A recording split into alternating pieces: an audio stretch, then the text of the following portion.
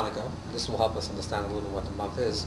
The story of Chanukah is pretty much a straightforward story, which is that there was, during the Second Temple period of time, 207 years before the destruction of the Second Temple. 207 is also the numeric value of the word or, which is light. There was an event that happened, which was that there was a group of Chashmonaim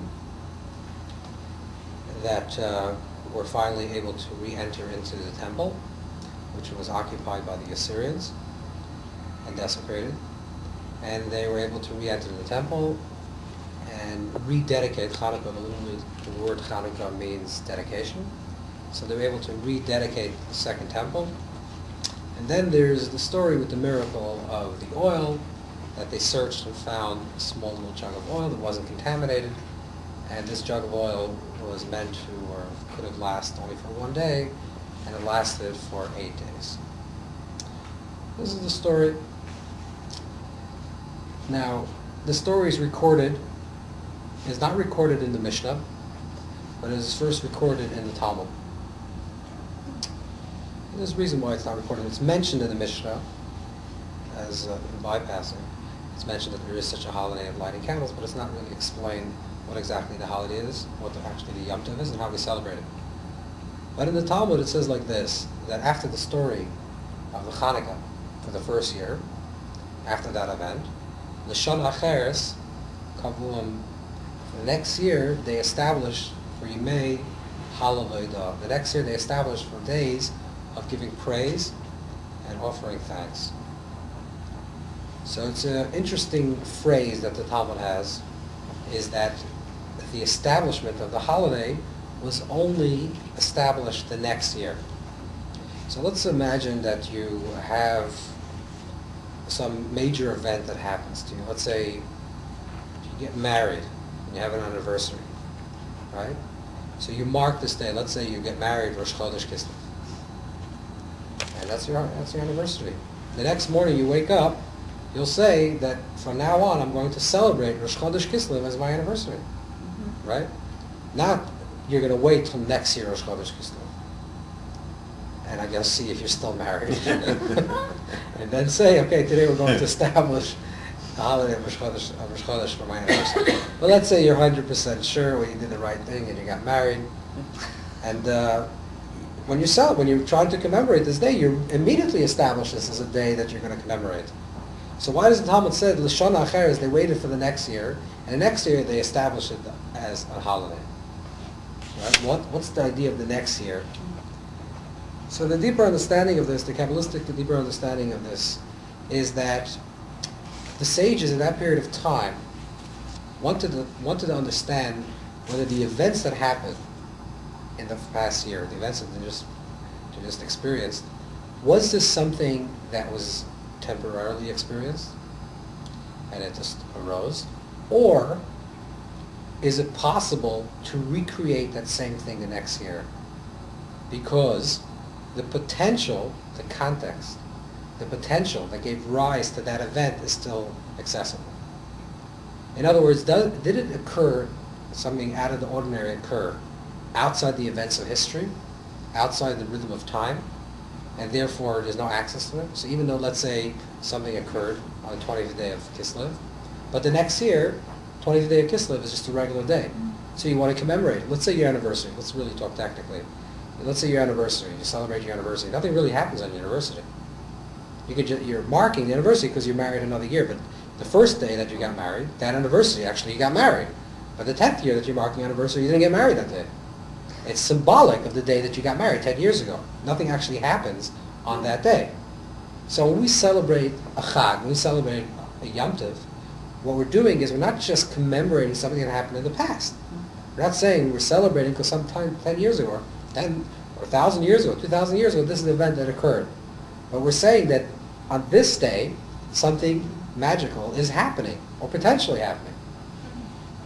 Does L'shon Acheres, the next year, they wanted to observe to see whether we can access that same potential to create that miracle that occurred during Chanukah. Do we have access to actually recreate Chanukah in our own life at this period of time? Is there something inherent in the time that allows for the possibility of Hanukkah. Once they established, meaning they saw that Chanukah came from a certain place, and that place is always accessible, and they said, that they said that we're going to establish this day a holiday because every year, at this period of time, and we're going to talk about the period specifically related to Chanukah, but at the period of time, there's something happening in the world that allows us to access this possibility. Okay, we have to understand what is really going on a cosmic level and on a spiritual level, but also on an internal level, on a psychological level. What is actually happening within us during this stage, during this process throughout the winter, where we say that this is a time that we create miracles in our life. The story of Chanukah is, like we said, the story of Chanukah occurs during the Second Temple period. Okay? So there were different stages in Jewish history, and each one is marked by a particular type of consciousness, a particular type of energy that was revealed at that time. So, for example, there is stages of what we call the times of the prophets, the Nevi'im. Then there is the times of the Tanaim, the early sages, the time of the Amoraim, which is a later interpretation. There's the time of the Rishonim, the early ones. There's always different periods of time. The Gaonim.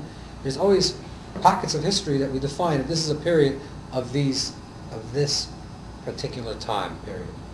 What is the basic shift, the basic difference between the First Temple period and the Second Temple period? So if you just do historical observation, the basic difference between the First Temple period and the Second Temple period is that during the First Temple period, Jews, and they weren't called Jews during the First Temple period, because during the First Temple period, Jews comes from the word Judah, and Judah comes from the tribe of Yehuda, and as a cause of the first exile, the Jews that were remained in Israel were mostly from Judah, and then the Romans called the Jews that are left in Judah, Judan, and then it became eventually Jews. So Jews comes from the word Yehuda, but in the First Temple period they were called Bnei Yisrael, the children of Israel. So the people of Israel at that time, where did they come from in the First Temple period? They left Egypt, they traveled into Israel, and where did the population of Jewish people, we'll just call them Jewish people, the people of Israel, where did they live during the First Temple period? They all lived in Israel. All the 12 tribes all lived in Israel. So where were Jews in the world? Jews were in a very central location. They're all centered in a very small geographic location, which is the ancient land of Israel. That's one thing, right? Another dimension of this process, in other words, on one level we're saying, on one important point is we're saying that everyone is concentrated in one area, and that automatically, could create also conflict, but also creates a sense of unity because it's a group, and the group is living geographically in the same location. That's one thing, right? If everyone's living in the same land and they're sharing a common language, that creates a sense of a unified whole. That's in the First Temple period.